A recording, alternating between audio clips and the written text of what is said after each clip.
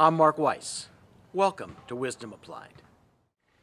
I'd like to spend a few minutes with you today talking about some very basic strategic issues in protecting your practice from the competition.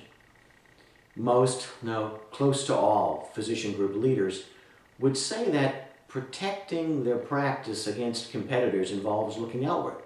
That is, toward other providers of their specialty services.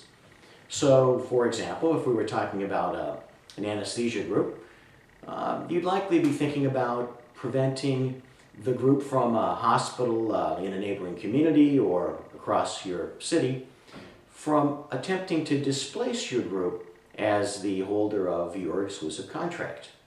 And these days, in many specialty areas, you'd also be concerned about one of the staffing services, the so-called national groups, which are targeting your opportunities as well. So, as a result, you'd be doing things to create an experience monopoly, which I stress in my practice, to increase the lockdown your group has at the facility or facilities that you cover. And you'd be engaging in other actions to erect barriers against those outside groups as well. So if we could diagram this in an extremely simple fashion, we'd have something like this. This is your group. Here's the hospital. And you'd be creating this experience monopoly to attract the hospital to the group, as well as creating this barrier to keep competitors at bay. Now, as much as all that is important, in fact, it's absolutely required, that strategy alone does nothing to protect against another element in competition. And let me use two simple analogies, one from national defense and the other from industry in general, to illustrate.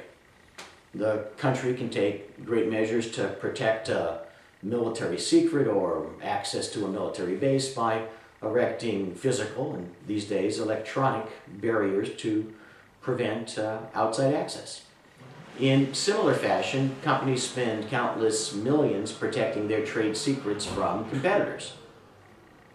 But that's only part of the story, because to protect the information or even the safety of those inside a base, they also have to focus on who's inside as much as on who's outside. A spy, industrial espionage, even by someone who's thought to be on your team. And that's a weak point as well in many medical groups. This is the other strategic element that I want to illustrate. Most groups don't fail because of outside competition. They fail because group members, owners, employed physicians, whether they're subcontractors or actual employees, break off, either to compete on their own or to facilitate entry by an outside competitor.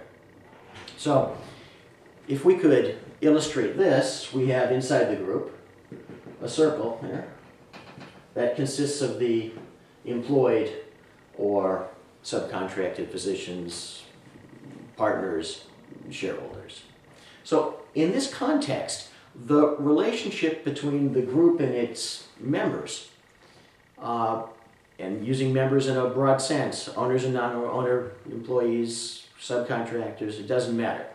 It's much more than the issues that are generally dealt with in terms of a simple employment agreement or even a shareholders or a partnership agreement. The issue concerns elements of protection against competition. Now, unfortunately, in some states, the direct approach, the covenant not to compete, is unenforceable.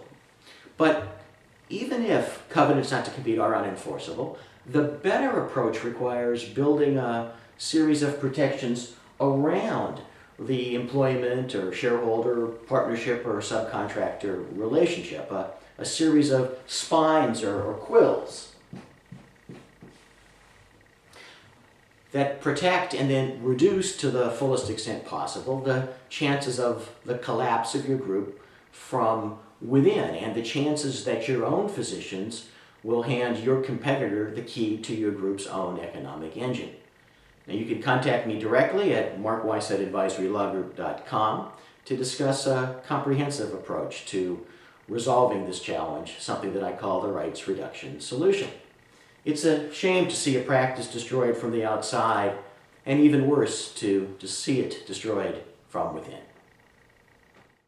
For complimentary resources, including articles and our monthly newsletter, the Advisory e-Alert, visit advisorylawgroup.com.